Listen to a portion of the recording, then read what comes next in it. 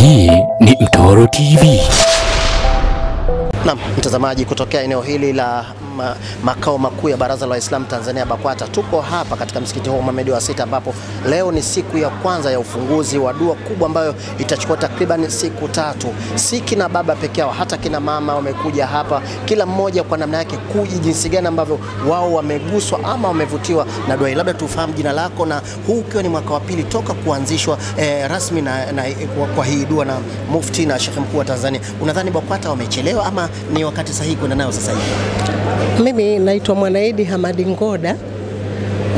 Kwa swali lako la kusema kwamba BAKWATA wamechelewa ama wamewahi, mimi nadhani hakuna kuchelewa.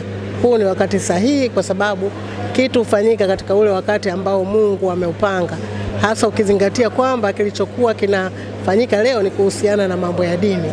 Kwa hiyo huu ni wakati wake haswa, kwa mwaka wa pili ni sahihi, na inshallah itaendelea kadri muda utakavyokuwa kwa uwezo wa Allah. Mwaka jana Dar es Salaam, mwaka huu Dar es Salaam, labda unadhani tuendelee kufanya pa Dar es Salaam ama labda unala kuwashauri BAKWATA labda tuende na mikoani sasa, kwa sababu tunaona hata mashehe wengi wameziko mikoani? Ni sahihi kabisa kwamba yawezekana kwamba waende mikoa mingine. Huo ni mpango ambao wao Sheikh Mkuu pamoja na Mufti pamoja na baraza lake wanao mawazo mazuri kushinda ya kwangu, kwa sababu wao wanajua ni kwa nini miaka miwili wamefanya hapa. Lakini tuseme kwamba muda wote uliopita hakukuwa na kitu kama hiki. Kwa hiyo kukihamisha moja kwa moja mikoa mingine inataka watu wajipange.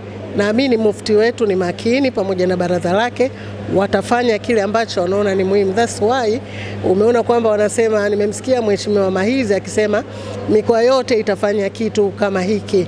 So labda ule ukubwa tu kuleta kiongozi mkubwa, lakini kwamba kwingine watafanya kama ambavyo tumefanya hapa, na inshallah watafikiri zaidi na wataona kinachofaa kitafanyika. Labda tu kwa kumalizia, kwa sababu hata kina mama mmetakiwa zaidi mswalie nyumbani, lakini mmeweza leo kuja kwa wingi, kuja hapa msikitini na kuungana nasi katika dua hii pamoja. Nini unawashauri kina mama wengine ambao labda niseme sio waliogopa kuja msikitini, ama nini unawashauri kina mama pindi tu wanaposikia dua hii inataka kufanyika? Kwa kweli ningekuwa na tarumbeta ningelipiga kuanzia hapa mpaka ninapokaa. Vitu vilivyokuja hapa ni vikubwa. Tumepata dua ya viongozi waliotangulia, waliopo madarakani, viongozi wa dini, na hata sisi pamoja na watoto wetu na ndugu zetu. Kwa hiyo ni vizuri ukija we mwenyewe utasikia mambo makubwa, hata kichwa, yani mawazo yatakuwa yamebadilika.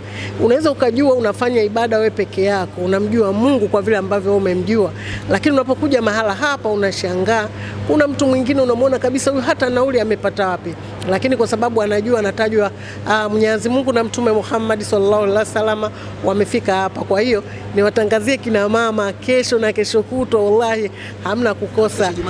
Kesho Ijumaa tuna jambo letu. Angalia, mimi nimekuja na wheelchair yangu. Je, wewe ambaye unatembea, kitu gani kinakuweka nyumbani? Tusikose wote. Nikushukuru sana. Asante.